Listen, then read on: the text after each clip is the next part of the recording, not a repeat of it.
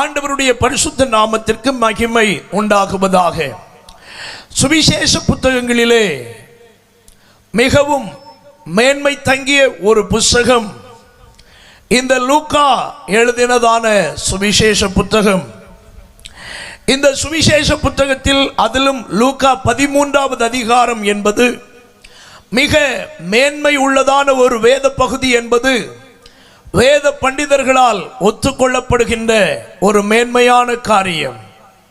இந்த 13வது அதிகாரத்தில் முக்கியமான சில சாராம்சங்கள் எழுதப்பட்டிருக்கிறதை நம்முடைய கண்களால் கண்டுகொள்ள முடிகிறது. இந்த அதிகாரத்திலே மனம் திரும்புதல், தேவனுடைய கிருபையினுடைய அளவு, தேவனுடைய விடுதலையின் வல்லமை, பரலோக ராஜ்யத்தினுடைய ரகசியம், ஒரு மனிதனுக்கு கொடுக்கப்பட்டிருக்கிற கால அவகாசத்தை அவன் தள்ளினால் அவனுக்கு கிடைக்கிற நித்திய தண்டனை என்பவைகளை குறித்தெல்லாம் இரத்தின சுருக்கமாக எழுதப்பட்டிருக்கின்ற ஒரு அதிகாரம்தான் இந்த லூக்கா 13வது அதிகாரம். இங்கே நாம் வாசிக்க கேட்ட இந்த வேத பகுதி நம்முடைய இரட்சகராகிய இயேசு எருசலேமுக்கு பிரயாணமாய் போகிறதான வழியிலே பட்டணங்கள் தோறும் கிராமங்கள் தோறும் உபதேசம் பண்ணி கொண்டே அவர் போகிறார்.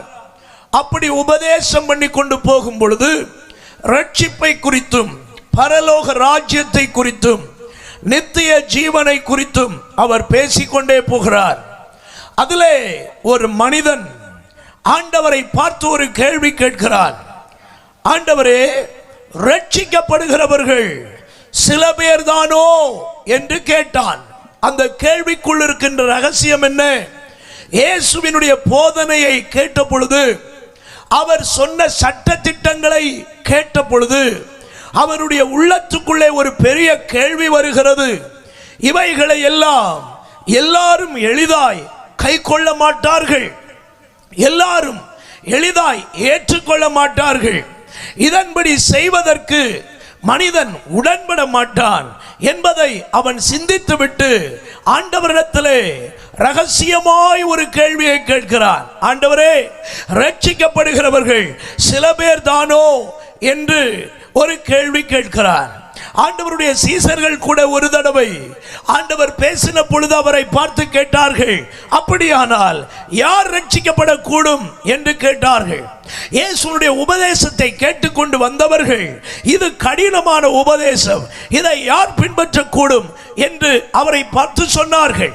இப்படி இயேசுவினுடைய போதனைகளை நேரடியாக கேட்டவர்கள் வாழ்க்கையில் கடினமாக உணர்ந்த பகுதிகள் ஏராளம். ஆண்டவர் பரலோக ராஜ்யத்தில் மனிதர்களை சேர்ப்பது ஏதோ விளையாட்டான நிலைமையில் சேர்ப்பது இல்லை.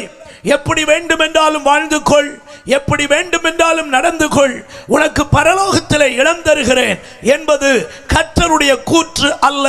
பரலோக ராஜ்யத்தை ஒரு மனிதன் சுதந்தரிக்க வேண்டும் என்றால் அவன் சில பிரயாசங்களை பட வேண்டியது இருக்கிறது, அவன் சில பாடுகளை பட வேண்டியது இருக்கிறது, அதற்கான முயற்சிகளை அவன் எடுக்க வேண்டியது இருக்கிறது. அப்படிப்பட்ட செய்கைகள் எந்த மனிதனுக்குள் வருகிறதோ அவன் மட்டும்தான் பரலோக ராஜ்யத்தில் பிரவேசிக்கிறானே தவிர சும்மா தான் தோன்றித்தனமாய் நடக்கிற எந்த மனிதனானாலும் சரி, பரலோக ராஜ்யத்தை குறித்து கேள்விப்படலாம், பரலோக ராஜ்யத்தை குறித்து பேசலாம், ஆனால் பரலோக ராஜ்யத்துக்குள் பிரவேசிப்பது கடினமான காரியமாக மாறி போய்விடும். ஆண்டவர் சொல்கிறார், அப்படி அவன் கேட்ட கேள்விக்கு ஆண்டவர் ஒரு 5 வசனத்தில் சில தெய்வீக ரகசியங்களை ஆண்டவர் சொல்லுகிறதை குறித்து தான் இன்றைக்கு இந்த இரவு உங்களோடு ஆண்டவருடைய வார்த்தையாக பகிர்ந்து கொள்ள போகிறேன். இன்று நான் பேச போகிற கர்த்தருடைய செய்தி, இடுக்கமான வாசல் வழியாய் உட்பிரவேசிக்க பிரயாசப்படுகிறவர்களின் அடையாளங்கள். ஒரு மனுஷன் இடுக்கமான வாசல் வழியாய் உட்பிரவேசிக்கிறதற்கு பிரயாசப்படுகிறான் என்றால் அவனிடத்தில் சில அடையாளங்கள் அல்லது சில கிரியைகள் காணப்படும். அதை இந்த ராத்திரி நாம் புரிந்து கொள்ள கர்த்தர் நமக்கு உதவி செய்வாராக. ஆண்டவர் இங்கே சொல்லுகிறார், பரலோக ராஜ்யத்தில் அல்லது ரட்சிக்கப்பட வேண்டும் என்று ஒரு மனிதன் விரும்பினால் அவன் செய்ய வேண்டிய முதல் காரியத்தை சொல்றார், இடுக்கமான வாசல் வழியாய் உட்பிரவேசிக்க பிரயாசப்படுங்கள். ஒரு மனிதன் பிரயாசப்பட வேண்டியது அவசியமாக இருக்கிறது. வேதத்திலே பலவிதமான பிரயாசங்களை பற்றி கர்த்தருடைய வேதம் நமக்கு சொல்லுகிறது. ஆனால் அவைகளில் மிக மிக பிரதானமான ஒன்று இடுக்கமான வாசல் வழியாய் உட்பிரவேசிப்பதற்கு பிரயாசப்படுகின்ற ஒன்று. இரண்டாவது ஆண்டவர் சொல்றார், அநேகர் உட்பிரவேசிக்க வகை தேடினாலும் அவர்களாலே கூடாமல் போகும் என்று அங்கே ஆண்டவர் சொல்லுகிறதை பார்க்கிறோம். அநேகர் உட்பிரவேசிக்க வகை தேடுவார்கள். இங்கே நம்ம யாரை பார்த்து சொர்க்கராஜ்யத்துக்கு போகணும்னு ஆசைப்படுறீங்களான்னு கேட்டா எல்லாரும் சொல்லுவாங்க, கட்டாயம் அங்கதான் போகணும்னு ஆசைப்படுறேன் அப்படின்னு சொல்லுவாங்க. ஆனா ஆண்டவர் சொல்றார், அவர்கள் போகணும்னு நினைச்சாலும் அவர்களால போக முடியாது, கூடாது என்று உங்களுக்கு சொல்லுகிறேன் என்று ஆண்டவர் சொன்ன வார்த்தையினுடைய ஆழங்களை இன்றைக்கு இரவு உங்களுக்கு நான் பேசுவதற்கு விரும்புகிறேன். கர்த்தர் உதவி செய்வாராக. கை உயர்த்தி ஒரு அல்லேலூயா சொல்லுங்க பார்க்கலாம். ஆண்டவருக்கு மகிமை உண்டாவதாக. அப்போ அநேகர் உட்பிரவேசிக்க வகை தேடுகிறார்கள். ஆனால் ஏன் அவர்களால் கூடாமல் போகும் என்பதை சிந்திக்க வேண்டியது அவசியமாக இருக்கிறது. அவர்களால் ஏன் கூடாமல் போகிறது? அநேகர் போக வேண்டும் என்று நினைத்த பிறகும் அவர்களால் ஏன் போகக்கூடாது? ஒன்றாவது, அவர்கள் பரலோக ராஜ்யத்தின் உட்பிரவேசிக்கின்ற அந்த தன்மைகளை கை கொள்ளுவதற்கு அவர்கள் விருப்பம் இல்லாதவர்களாக இருக்கிறார்கள். They follow ignorance. அவர்கள் தள்ளி போடுதலை அவர்கள் கடைபிடித்துக் கொண்டிருக்கிறார்கள். இது நமக்கு வேண்டாம், இப்படியெல்லாம் நம்மால் செய்ய முடியாது, இப்படி செய்தால் தான் பரலோக ராஜ்யத்துக்கு போக முடியுமா என்றெல்லாம் தங்களுக்கு சொல்லப்படுகிற வார்த்தைகளை தள்ளி போடுவது. இரண்டாவது, விசுவாசியாமை. இதெல்லாம் செய்ய வேண்டிய அவசியம் ஒன்றுமில்லை, இப்படி இல்லாவிட்டாலும் நாங்கள் ரட்சிக்கப்பட வாய்ப்புண்டு என்கிற எண்ணம். ஆண்டவருக்கு ஸ்தோத்திரம். இப்படிப்பட்ட தன்மைகள் அவர்களுக்குள்ளே இருப்பதினால் அவர்கள் ரட்சிக்கப்படுவதற்கு ஏதுவான வழிகள் அவர்களுக்குள்ளே வெளிப்படுவதில்லை. ஆண்டவருக்கு ஸ்தோத்திரம். வேறு சிலர் ஏன் உட்பிரவேசிக்க முடியாதபடி அவர்கள் வாழ்கிறார்கள் என்பதற்கு பொதுவான சில கருத்து. அவர்கள் என்ன? அவர்கள் அரைகுறை இருதயத்தோடு கர்த்தரை பின்பற்றுகிறவர்கள். ஆண்டவருக்கு ஸ்தோத்திரம். உதாரணம் சொன்னால் உங்களுக்கு புரியும்னு நினைக்கிறேன். ஆண்டவர் இயேசு கிறிஸ்துவை ஏற்றுக்கொள்ளுகிறாயா என்று கேட்டால் அவர்கள் சொல்லுவார்கள், ஆண்டவர் இயேசு கிறிஸ்துவை எனக்கு பிடிக்கும், அவரை ஏற்றுக்கொள்ளணும்னு ஆசைதான், ஆனா சில காரியங்கள் ரொம்ப தடையா இருக்கு, எங்க ஃபேமிலி சரியில்லை, என்னுடைய சிச்சுவேஷன் சரியில்லை என்று அவர்கள் தள்ளி போடுகிறதை நம்மால் கவனிக்க முடியும். இவர்கள் அரைகுறை இருதயம் உள்ளவர்கள். இரண்டாவது, அவர்கள் பரலோக ராஜ்யத்துக்குள்ளே ஏன் பிரவேசிக்க முடியாது என்றால் அவர்கள் தவறான வழிகளை பின்பற்றுகிறவர்கள். They seek wrong ways. அவர்கள் தவறான பாதைகளை தேடிக்கொண்டிருக்கிறவர்கள். ஆண்டவருக்கு மகிமை உண்டாவதாக. அதனால்தான் ஆண்டவர் இயேசு இப்படி சொன்னார், வாசல் வழியாய் உட்பிரவேசிக்காதவன் கள்ளனும் கொள்ளைக்காரனுமாய் இருக்கிறான். ஆண்டவருக்கு ஸ்தோத்திரம். ஆண்டவர் வைத்திருக்கிற சட்ட திட்டங்களை ஃபாலோ பண்ணாம, ஆண்டவர் வைத்திருக்கிற வழிமுறைகளை ஃபாலோ பண்ணாம குறுக்கு வழிகளை கையாண்டு அல்லது வேறு ஏதாவது ஒரு முறைகளில் அவர்கள் பரலோக ராஜ்யத்துக்கு போகலாம் என்று நினைக்கிறார்கள். பிரியமானவர்களே, பரலோக ராஜ்யத்திலே எந்த மனிதனும் எந்த குறுக்கு வழியை ஃபாலோ பண்ணி அவன் போக முடியாது என்பதை இந்த ராத்திரி வேளை உங்கள் இருதயத்தில் உறுதிப்படுத்திக் கொள்ளுவீர்களாக. அல்லேலூயா. சிலர் நினைக்கிறது போல ஒரு பெரிய சர்ச்சை கட்டி கொடுத்துட்டா பரலோக ராஜ்யத்துக்கு போயிடலாம் நினைக்கிறாங்க. நான் சொல்றேன், வாய்ப்பில்லை. நீ கட்டி கொடுத்த சர்ச்சைக்குள்ள எல்லா மேன்மையும் எல்லா ஆசீர்வாதங்களையும் உனக்கும் உன் சந்ததிகளுக்கும் கர்த்தர் இந்த பூலோகத்தில் கட்டாயம் தருவார். ஆண்டவர் உங்களுடைய கிரியைகளை மறக்க அநீதி உள்ளவர் அல்ல, அவர் கட்டாயம் தருவார். சர்ச்சை கட்டி கொடுத்து ஒரு மனிதன் பரலோக ராஜ்யத்துக்கு போக முடியாது. கன்வென்ஷன் நடக்குது, 4 நாளைக்கு சாப்பாடு போட்டதுனால ஒருத்தன் பரலோக ராஜ்யத்துக்கு வர முடியாது. மைக் செட் வாங்கி வச்சதுனால பரலோக ராஜ்யத்துக்கு வர முடியாது. பாஸ்டருக்கு சட்டை துணி வாங்கி கொடுத்ததுனால ஒருத்தனும் பரலோக ராஜ்யத்துக்கு போக முடியாது. எந்த நற்கிரியைகளையும் செய்து ஒரு மனிதனும் பரலோக ராஜ்யத்தில் போக முடியாது. அதுதான் குறுக்கு வழியில தேடுதல் என்று சொல்வது. ஆண்டவருக்காக எதையாவது செய்துட்டா பரலோகத்தில் எனக்கு இடம் கிடைக்கும் அப்படின்னு நினைக்கிறாங்க. ஆண்டவருக்கு ஸ்தோத்திரம். வேறு சிலர் நினைப்பது என்ன? புண்ணிய ஸ்தலங்களுக்கு போயிட்டா அங்க நமக்கு வாய்ப்புகள் உண்டாகிறது, அப்படி அப்படி நினைக்கிறாங்க. நான் சொல்லுகிறேன், ஆண்டவருடைய வசனத்திலிருந்து சொல்லுகிறேன், எந்த குறுக்கு வழியிலும் ஒருவனும் தேவனுடைய ராஜ்யத்துக்கு போக முடியாது. ஆண்டவர் வைத்திருக்கிற சரியான வழியை எவன் ஒருவன் பின்பற்றுகிறானோ அவன் மட்டுமே தேவ ராஜ்யத்துக்கு பங்குள்ளவனாக மாறிக்கொள்ளுகிறான். இனி ஒரு சிலர் பிரவேசிக்காததுக்கு காரணம் என்ன அப்படின்னு கேட்டா, they seek too late. அவர்கள் ரொம்ப காலம் தவறி அவர்கள் தேடுவதுதான் பரலோக ராஜ்யத்துக்குள் பிரவேசிப்பதற்கு கடினமான காரியம். நீங்கள் கவனித்தால் ஆண்டவருடைய வார்த்தையிலிருந்து உங்களுக்கு சொல்லுகிறேன், 25வது வசனத்தை கவனிச்சா, காலம் தள்ளி அநேகர் கர்த்தரை தேடுவார்கள். வாசிக்க கேட்போம். வீட்டு எஜமான் எழுந்து கதவை பூட்டின பின்பு நீங்கள் வெளியே நின்று ஆண்டவரே ஆண்டவரே எங்களுக்கு திறக்க வேண்டும். பாருங்கள், காலதாமதமாகி ஆண்டவரை தேடுகிறவர்கள் கதவு பூட்டப்பட்ட பிறகு, வீட்டு எஜமான் எழும்பி கதவை பூட்டின பிறகு ஒரு கூட்டம் வெளியே நின்று எங்களுக்கு திறக்க வேண்டும், நாங்கள் உட்பிரவேசிப்பதற்கு விரும்புகிறோம், நாங்கள் தேவனுடைய ராஜ்யத்துக்குள்ளே வர விரும்புகிறோம் என்று அவர்கள் பிரயாசப்பட்டு தேடுவார்கள். ஆண்டவர் சொல்லுகிறார், அப்படி அவர்கள் பிரயாசப்பட்டு தேடும் பொழுது கூட அவர்களுக்கு வாசல் திறக்கப்படுவது இல்லை. அவர்கள் காலதாமதமாய் தேடுவதினால் அவர்களுக்கு வாசல் திறக்கப்படுவது இல்லை. ஆண்டவருக்கு மகிமை உண்டாவதாக. மனிதன் நினைக்கிறது போல மரித்த பிறகு யாராவது நமக்காக ஜெபம் பண்ணுவாங்க, அதனால நம்ம பரலோகத்துக்கு போயிடலாம். இந்த பகல் கனவெல்லாம் இன்றைக்கு உன் இருதயத்தை விட்டு வெளியேறுவதாக. உயிரோடு இருக்கும் பொழுது உன்னுடைய நித்திய ஜீவனுக்கு ஏற்றவைகளை நீ உன் ஜீவியத்தில் கண்டுகொள்ள ஆண்டவர் தந்த கிருபையின் ஆயுசு நாட்களை பயன்படுத்திக் கொள்ள கர்த்தர் உங்களுக்கு கிருபை தருவாராக. கை உயர்த்தி ஒரு அல்லேலூயா சொல்லலாமா? சந்தோஷமாய் ஒரு அல்லேலூயா சொல்லுங்க. ஆண்டவருக்கு மகிமை உண்டாவதாக. இந்த வசனத்துக்குள் இருக்கிற ஒரு ஆழமான காரியத்தை உங்களுக்கு சொல்லுகிறேன். நம்ம எல்லாரும் கைவிடப்பட்ட பிறகு, அல்லது ஆண்டவர் இயேசுவை அறியாத ஒரு கூட்டம் கைவிடப்பட்ட பிறகு, எப்படி நோவாவினுடைய பேழை அடைக்கப்பட்ட பிறகு நோவாவினுடைய பேழை கதவை மனிதர்கள் தட்டினார்களோ, அதே போல ஆண்டவர் இயேசு கிறிஸ்துவினுடைய கிருபையின் வாசல் அடைந்த பிறகு அநேகர் இயேசு கிறிஸ்துவை பற்றிய சத்தியத்தை உணர்வார்கள். உபத்திரவ காலங்கள் இந்த உலகத்தில் வரும் பொழுது ஆண்டவர் இயேசுவை பற்றிய அறிவு எல்லா ஜனத்துக்கும் வரும். எல்லாரும் ரட்சிக்கப்பட வேண்டும் என்று விரும்புகிற ஒரு நாட்கள் வரும். அநேக தேவராஜ்யத்தை காண வேண்டும் என்கிற நாட்கள் வரும். அன்றைக்கு ரட்சிப்பை தேடுவார்கள், அன்றைக்கு விசுவாசத்தை தேடுவார்கள், அன்றைக்கு குணப்பட விரும்புவார்கள். ஆனால் தெளிவாய் சொல்லுகிறேன், இப்பொழுது ஆண்டவர் உங்கள் வாசல் கதவை தட்டி கொண்டிருக்கிறார்.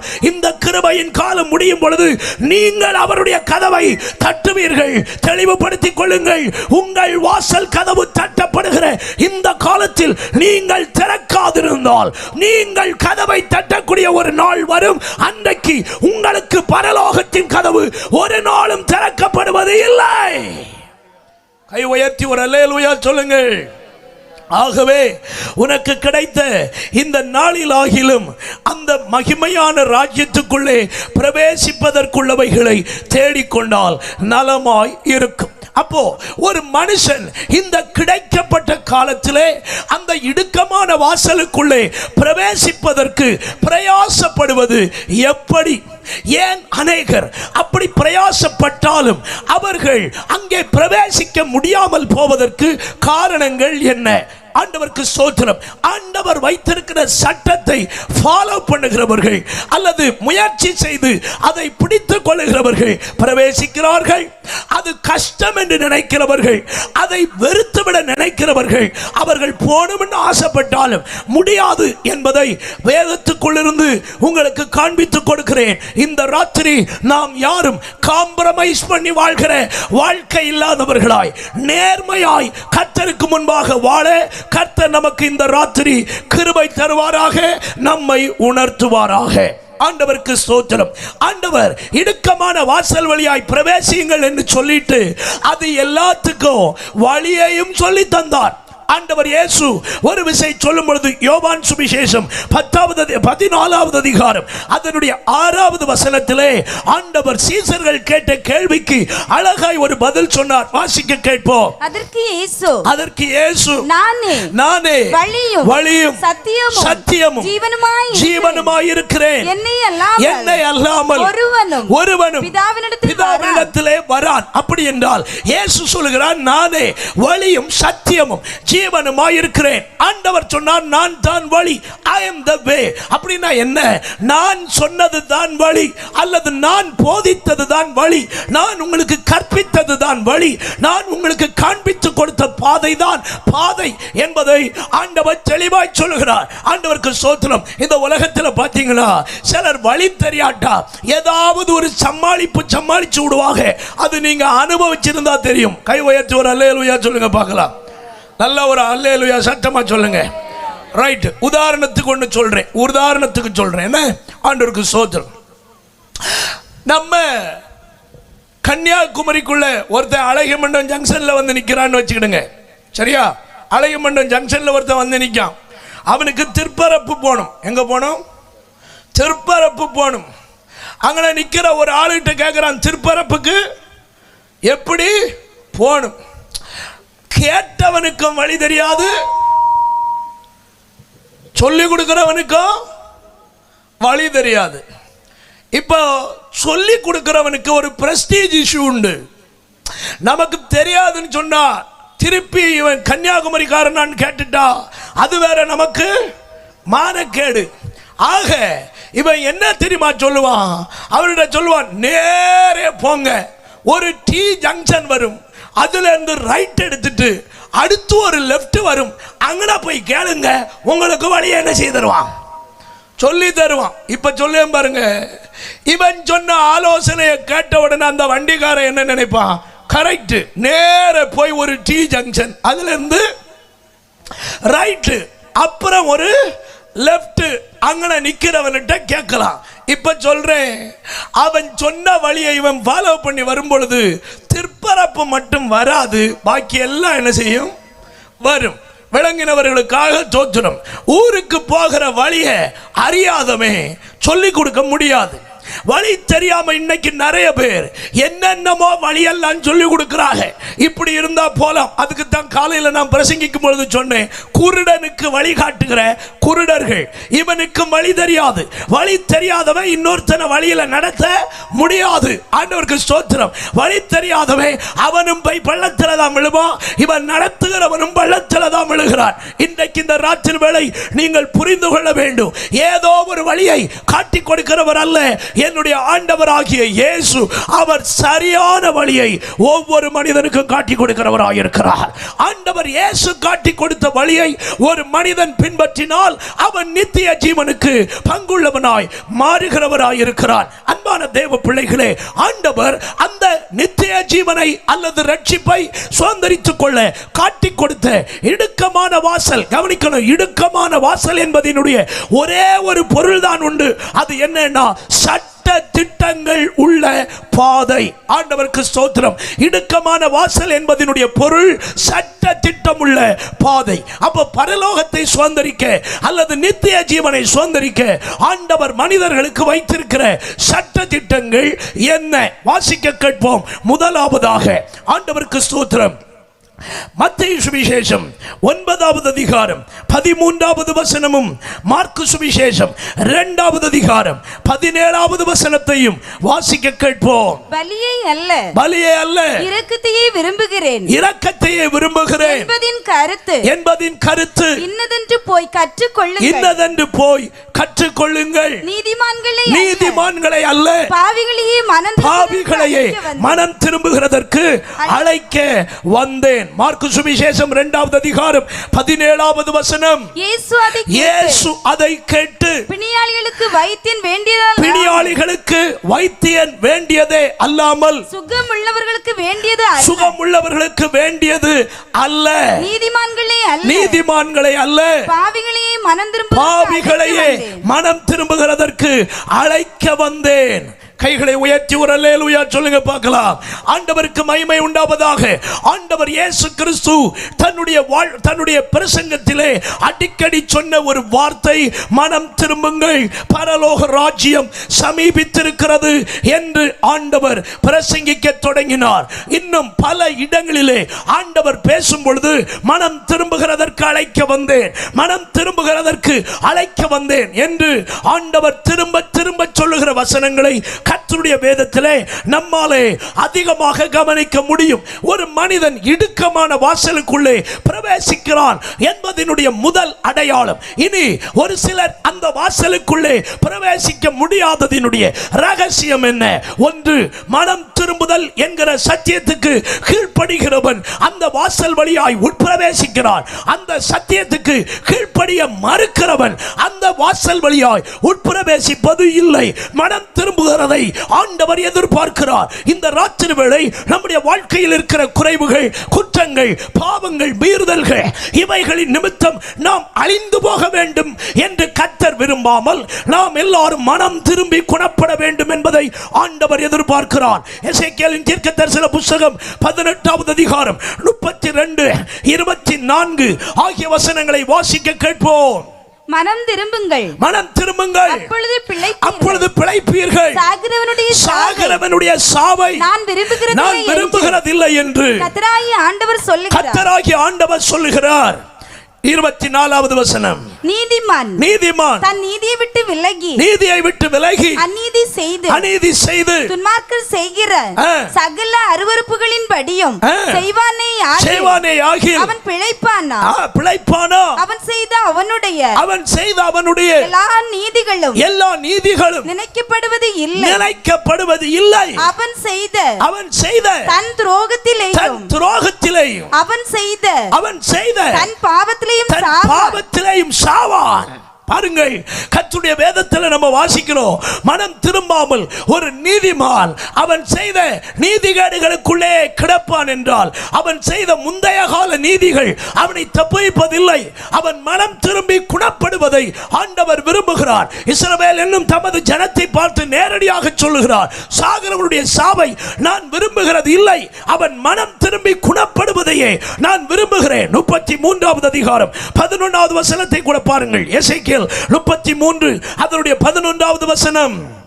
கர்த்தராகிய ஆண்டவர் உரைக்கிறது என்னவென்றால், நான் துன்மார்க்கனுடைய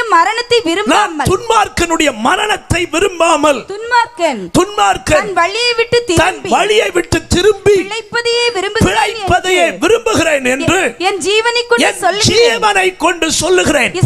பாருங்கள், ஆண்டவர் சத்தியம் பண்ணி சொல்லுகிறார், தன்னுடைய ஜீவனின் பேரில் ஆணையிட்டு சொல்லுகிறார், துன்மார்க்கன் சாகிறதை நான் விரும்பவில்லை, மாறாக அவன் மனம் திரும்பி பிழைப்பதையே நான் விரும்புகிறேன் என்று கர்த்தர் இந்த நாட்களிலும் நம்மை பார்த்து பேசுகிறார். மனம் திரும்புதல் என்பது யாருக்குரியது?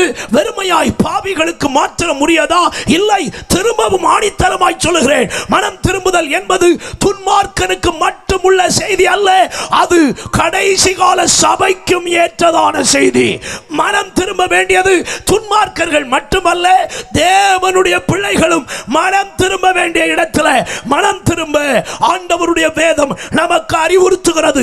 உங்களுக்கு சந்தேகங்கள் இருந்தால் வசனங்களில் இருந்து உங்களுக்கு காட்டுகிறேன். முதலாவது, அப்போஸ்தலர் நடபடிகள் 8வது அதிகாரம் 22வது வசனத்தை வாசிக்க கேட்போம். அப்போஸ்தலர் 8:22. ஆகையால் நீ உன் துர்க்குணத்தை விட்டு மனம் திரும்பி தேவனை நோக்கி வேண்டிக்கொள். ஒருவேளை உன் இருதயத்தினுடைய எண்ணம் உனக்கு மன்னிக்கப்படலாம். பாருங்கள், ஒரு தனிப்பட்ட மனிதன் ரட்சிக்கப்பட வேண்டியதும் மனம் திரும்ப வேண்டியதும் அவசியமாயிருக்கிறது. வெளிப்படுத்தின விசேஷம் அதனுடைய 2வது அதிகாரத்திலே அதனுடைய ஸ்தோத்திரம் 5வது வசனத்தை வாசிக்க கேட்போம். ஆகையால் நீ இன்ன நிலைமையில் இருந்து விழுந்தாய் என்பதை நினைத்து மனம் திரும்பி ஆதியில் செய்த கிரியைகளை செய்வாயாக. பாருங்கள், ஆண்டவர் எபேசு சபையை பார்த்து சொல்கிறார், நீ மனம் திரும்பி ஆதியில் செய்த கிரியைகளை செய்வாயாக. 2வது அதிகாரம் 16வது வசனத்தை பாருங்கள். பெர்கமு சபையை பற்றியும் ஆண்டவர் அப்படி சொல்கிறார். வாசிக்க கேட்போம். நீ மனம் திரும்பு, இல்லாவிட்டால் நான் சீக்கிரமாய் வந்து என் வாயின் பட்டயத்தால் அவர்களோடு யுத்தம் பண்ணுவேன். தியத்தீரா சபையை பார்த்து அதற்குள்ளும் சொல்லுகிறார். 21வது வசனத்தை வாசிக்க கேட்போம். அவள் மனம் திரும்பும்படியாக அவளுக்கு தவணை கொடுத்து வேசி மார்க்கத்தை விட்டு மனம் திரும்ப அவளுக்கு விருப்பம் இல்லை. ஆண்டவருக்கு ஸ்தோத்திரம். ஆகையால் இன்னும் 3வது அதிகாரம் 3வது வசனத்தை வாசிக்க கேட்போம். சர்தை சபையை பார்த்து சொல்கிறார், ஆகையால் நீ கேட்டு பெற்றுக்கொண்ட வகையை நினைவு கூர்ந்து அதை கைக்கொண்டு மனம் திரும்பு. விழித்திராவிட்டால் திருடனை போல உன்னிடத்தில் வருவேன். ஆமென். 3வது அதிகாரம் 19வது வசனத்தை பாருங்கள். லவோதிக்கா சபையை பார்த்தும் சொல்கிறார். வாசிக்க கேட்போம். நான் நேசிக்கிறவர்கள் எவர்களோ அவர்களை கடிந்து கொண்டு சிட்சிக்கிறேன். ஆகையால் நீ ஜாக்கிரதையாயிருந்து மனம் திரும்பு. ஆண்டவருடைய வார்த்தைகளை பாருங்கள். 7 சபைகளை குறித்து வெளிப்படுத்தின விசேஷத்தில் யோவானுக்கு சொல்லுகிறார், 2 சபைகள் மட்டும்தான் கர்த்தருடைய பார்வைக்கு மிக மிக தெளிவுள்ள சபையாக, கர்த்தர் கடிந்து கொள்ளாத சபையாக, கர்த்தருடைய பார்வைக்கு குற்றமில்லாத சபையாக 2 சபை இருந்தது. அது ஒன்று பிலதெல்பியா என்கிற சபை, மற்றொன்று சிமிர்னா என்கிற சபை. இந்த 2 சபையும் தான் ஆண்டவருடைய பார்வைக்கு நிறைவாக இருந்தது, ஆண்டவருடைய பார்வைக்கு நல்லதாக இருந்தது. அன்பானவர்களே, சபைகளில் 5 சபைகளை பார்த்து ஆண்டவர் சொன்ன வார்த்தை மனம் திரும்பு, மனம் திரும்பு, மனம் திரும்பு என்பது. இன்றைக்கும் இந்த நல்ல ராத்திரி வேளை மனம் திரும்புதல் என்கிற வார்த்தை பாவிகளுக்கு மட்டுமல்ல, கர்த்தருடைய ஜனங்கள் எங்கெங்கே தேவனுக்கு பிரியமில்லாதவைகளை செய்து கொண்டிருக்கிறார்களோ அவைகளில் இருந்து கர்த்தர் மனம் திரும்ப வேண்டும் என்று இந்த ராத்திரியிலும் இந்த பட்டணத்தோடு தேவன் தெளிவாய் பேசிக் கொண்டிருக்கிறார். மனம் திரும்ப வேண்டியது எங்கே, யாருக்கு நேராக? அப்போஸ்தலர் நடபடிகள் 20வது அதிகாரம் 21வது வசனத்தை கவனித்தால் கர்த்தருடைய வேதம் மனம் திரும்புவது தேவனுக்கு நேராக என்று வேதம் நமக்கு அடையாளப்படுத்தி காட்டுகிறது. வாசிக்க கேட்போம். தேவனிடத்திற்கு மனம் திரும்புவதை குறித்து நம்முடைய கர்த்தராகிய இயேசு கிறிஸ்துவை விசுவாசிப்பதை குறித்தும் நான் யூதருக்கும் கிரேக்கருக்கும் சாட்சியாக அறிவித்தேன். சரி, மனம் திரும்புதல் என்பது மனிதனுக்கு நேராக அல்ல. மனம் திரும்புதல் என்பது தேவனுக்கு நேராக. ஒரு மனிதனிடத்தில் பாவ மன்னிப்பை பெற்றுக்கொள்ளும்படி அவனிடத்தில் அறிவிக்கிறதினாலே ஒரு மாற்றமும் யாருக்கும் கிடைப்பதில்லை. மனிதனிடத்தில் போய் அவன் மனம் திரும்பி விட்டேன் என்று சொல்லுவதனால் எந்த மாற்றமும் உங்களுக்கு வருவதில்லை. மனம் திரும்புதல் என்பது ஆண்டவருக்கு நேராக. மனம் திரும்புவது என்பது தேவனிடத்துக்கு நேராக. ஒருவன் மனம் திரும்ப வேண்டியது கர்த்தர் என்னை பார்க்கிறார் என்கிற நினைவோடு, கர்த்தர் என்னை கவனிக்கிறார் என்கிற சிந்தையோடு, என்னுடைய எண்ணங்கள், என்னுடைய தோற்றங்கள், என்னுடைய நினைவுகள் எல்லாவற்றையும் அறிகிற ஒருவர் இருக்கிறார். அவருடைய பார்வைக்கு நான் தப்பிக்கொள்ள முடியாது என்பதை தன் உள்ளத்தில் உணர்ந்து அவரிடத்தில் மனம் திரும்பி வருவதுதான் சரியான மனம் திரும்புதல் என்று கர்த்தருடைய வேதம் நமக்கு அடையாளப்படுத்தி காட்டுகிறது. அப்படியானால் இந்த மனம் திரும்புதல் ஒரு குறிப்பிட்ட மனிதர்களுக்கு மட்டும் பேசப்பட வேண்டிய ஒன்றா? இல்லை. மனம் திரும்புதல் என்பது தேசத்தின் சகல மனிதர்களுக்கும் பிரசங்கிக்கப்பட வேண்டிய ஒன்று. லூக்கா சுவிசேஷம் 24வது அதிகாரம் 47வது வசனத்தை வாசிக்க கேட்போம். லூக்கா 24:47வது வசனம். அன்றியும் மனம் திரும்புதலும் பாவ மன்னிப்பு எருசலேம் தொடங்கி சகல தேசத்தாருக்கும் அவருடைய நாமத்தினாலே பிரசங்கிக்கப்பட வேண்டியது. ஆமென். பைபிள் சொல்லுகிறது அவருடைய நாமத்தினாலே பிரசங்கிக்கப்பட வேண்டியது எருசலேம் தொடங்கி பூமியில் உள்ள சகல மனிதர்களுக்கும் மனம் திரும்புதல் பிரசங்கிக்கப்பட வேண்டியது. ஆகவே இந்த ராத்திரி வேளை இந்த வட்டுக்குழி சரௌண்டிங் சுற்றிலும் இருக்கிற சகல மனிதர்களுக்கும் இந்த வார்த்தைகளை லைவ்ல கேட்டுக் கொண்டிருக்கிற எல்லா மனிதர்களுக்கும் இந்த ராத்திரியிலும் கூவி உரைக்கின்ற கர்த்தருடைய வார்த்தை, நீங்கள் மனம் திரும்ப வேண்டிய இடத்தில் இந்த ராத்திரி மனம் திரும்புவீர்களாக. மனம் திரும்புங்கள், தேவனுடைய ராஜ்யம் சமீபித்திருக்கிறது. மனம் திரும்புதல் என்றால் என்ன? What is called repentance? மனம் திரும்புதல் என்பதின் பொருள் என்ன? ஒன்று, change your mind from wrong doings. உங்களுடைய எண்ணங்களை தவறான செய்கைகளில் இருந்து திருப்புவதற்கு பெயர் மனம் திரும்புதல். இரண்டாவது, regretting sin and turn from it. பாவத்தை குறித்த மனக்கசப்பு உண்டாகி, பாவத்தை குறித்த வெறுப்பு உங்களுக்குள்ளே உண்டாகி அதிலிருந்து வெளியே திரும்புவது. ஆண்டவருக்கு ஸ்தோத்திரம். மூன்றாவது, change your direction from wrong way to right way. பாவத்தினுடைய அல்லது தவறான வழிகளை விட்டு உங்களுடையதான பாதையை நல்ல வழிகளுக்கு நேராக திருப்புவதற்கு பெயர்தான் மனம் திரும்புதல். கை உயர்த்தி ஆண்டவருக்கு ஒரு அல்லேலூயா சொல்லுங்க. சத்தமா ஒரு அல்லேலூயா. எல்லா ஜனங்களும் கை உயர்த்தி ஒரு அல்லேலூயா சொல்லுங்க. ரைட். மனம் திரும்புதலை பற்றி ஒரு மனிதன் கேள்விப்பட்டதினால் அவன் மனம் திரும்பி விட்டான் என்று அர்த்தம் அல்ல. மனம் திரும்பணும் திரும்பணும் திரும்பணும் அப்படின்னு சொல்லிட்டே நடக்கிறதுனால ஒருத்தன் திரும்ப மாட்டான். மனம் திரும்பினான் என்பதனுடைய அடையாளம் எங்கே தெரியும் என்றால் அவனுடைய கனிகளில் அல்லது அவனுடைய கிரியைகளில் தெரியும் இவன் மனம் திரும்பினானா திரும்பலையா என்று. ஒரு கசப்பான உண்மையை உங்களுக்கு கர்த்தருடைய வேதத்திலிருந்து காட்டுறேன். மனம் திரும்பாமலும் ரட்சிக்கப்பட்டேன்னு சொல்லலாம், மனம் திரும்பாமலும் ஞானஸ்நானம் எடுக்கலாம். இப்ப ஞானஸ்நானம் எடுத்தவங்க எல்லாம் மனம் திரும்பினவங்களா அப்படின்னு நீங்க கேட்டா அதை பத்தி எனக்கு சொல்ல தெரியாது. ஆனா பைபிள்ல ஒரு மனுஷன் அப்படி ஞானஸ்நானம் எடுத்துட்டும் இருதயத்துல தீமையோடு வாழ்ந்ததை பைபிள் சொல்லுது. அதை மட்டும் நான் உங்களுக்கு காட்டி கொடுக்கிறேன். ஆண்டவருக்கு ஸ்தோத்திரம். அப்போஸ்தலர் நடபடிகள் 8வது அதிகாரம் திருப்பிக் கொள்ளுங்கள். அப்போஸ்தலர் நடபடிகள் 8வது அதிகாரம் 13வது வசனத்தை முதலாவது வாசியுங்கள்.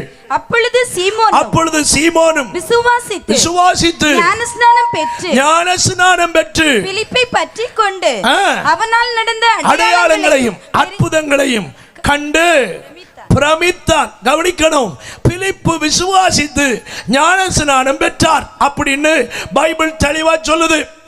ஆனா அவருக்கு லைஃபை பத்தி பைபிள்ல வாசிக்கணும்னா 8வது அதிகாரம் அதனுடைய 21, 22, 23 ஆகிய வசனங்களை வாசிக்க கேட்போம். உன் இருதயம் தேவனுக்கு முன்பாக செம்மையாயிராதபடியினால் இந்த விஷயத்திலே உனக்கு பங்கும் இல்லை பாகமும் இல்லை. ஆகையால் நீ உன் துர்க்குணத்தை விட்டு மனம் திரும்ப தேவனை நோக்கி வேண்டிக்கொள். ஒருவேளை உன் இருதயத்தினுடைய எண்ணம் உனக்கு மன்னிக்கப்படலாம். நீ கசப்பான பிச்சிலும் பாவ கட்டிலும் அகப்பட்டிருக்கிறதாக காண்கிறேன் என்றான். கவனிக்கிறீர்களா? ஆண்டவருடைய வேதம் தெளிவா சொல்லுது. ஆண்டவருக்கு ஸ்தோத்திரம். தேவனுடைய மனிதனாகிய பேதுரு சீமோனுக்கு இருதயத்தை ஸ்கேன் பண்ணி அவனுக்கு ஒரு ஸ்கேன் ரிப்போர்ட் கொடுக்கிறார். உன் இருதயம் எப்படி இருக்குது தெரியுமா? உன் இருதயம் கசப்பான பிச்சிலும் பாவ கட்டிலும் அகப்பட்டிருக்கிறதாக எனக்கு தெரியுது அப்படின்னு தெளிவா சொல்றார். ஆண்டவருக்கு மகிமை உண்டாவதாக. ஞானஸ்நானம் பெற்று ஆமென் ஆண்டவரை ஏற்றுக்கொள்கிறேன் என்று சொன்ன மனுஷனுடைய வாழ்க்கையை தான் இங்கே கர்த்தருடைய வேதம் சொல்லுகிறது. ஆனால் அவன் ஞானஸ்நானம் பெற்றதினால் அவன் கெட்டு போவான் என்று ஆண்டவருடைய மனிதன் சொன்னாரா? இல்லை. அவனை பார்த்து சொன்ன வார்த்தை என்ன?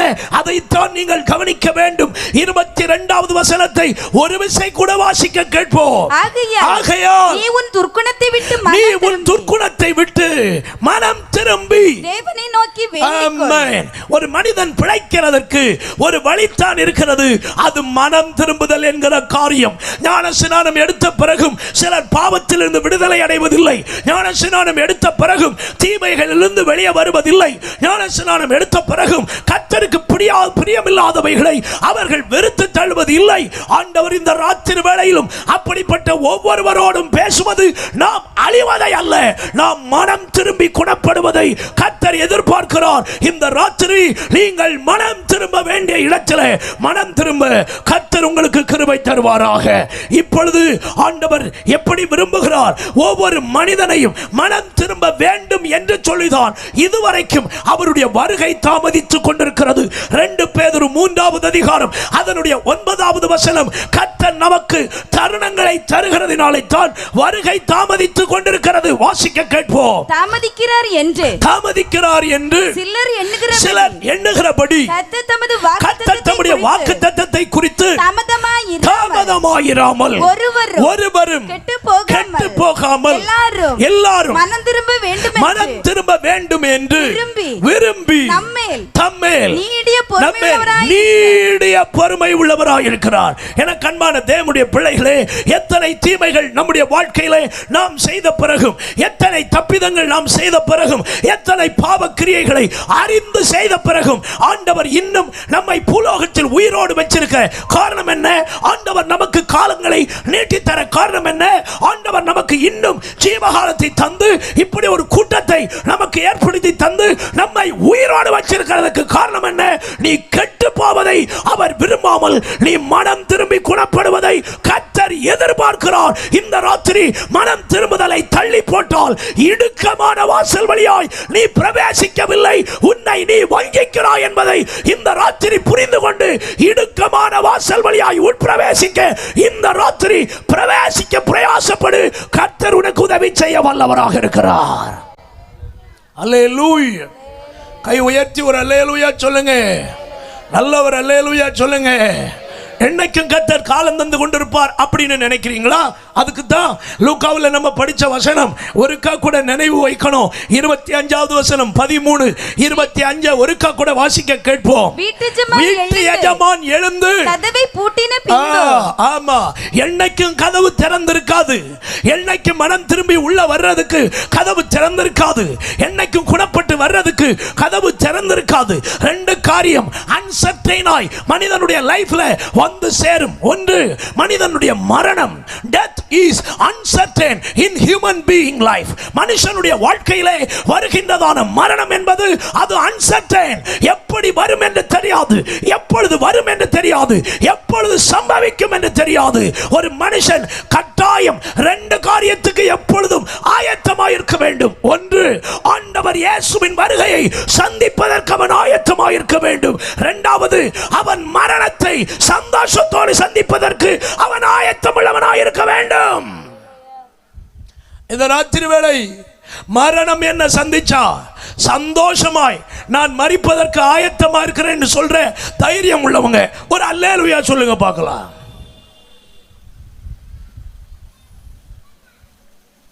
அது வாழ்வுல தெளிவு இருந்தா அல்லேலூயா வரும். வாழ்வுல தெளிவில்லாட்டா டப்பா டான்ஸ் ஆடத்தான் செய்யும். ஒரு அல்லேலூயா, நல்ல ஒரு அல்லேலூயா. இப்ப சொன்னது நார்மல் அல்லேலூயா. ஒரு அல்லேலூயா சத்தமா சொல்லுங்க. தேவன் உங்களை ஆசீர்வதிப்பாராக. பாத்தீங்களா, நம்முடைய இருதயமே சொல்லுது இப்ப செத்தா நம்ம டப்பா நம்ம வண்டி எப்படின்னு தெரியாது. அப்போ இந்த ராத்திரியும் நம்மை உணர்த்துகிறார், நாம் மனம் திரும்ப வேண்டிய இடத்துல மனம் திரும்ப கர்த்தர் கிருபை தருவாராக. ஒரு அல்லேலூயா சொல்லுங்க பார்க்கலாம். நல்ல ஒரு அல்லேலூயா சொல்லுங்க பார்க்கலாம்.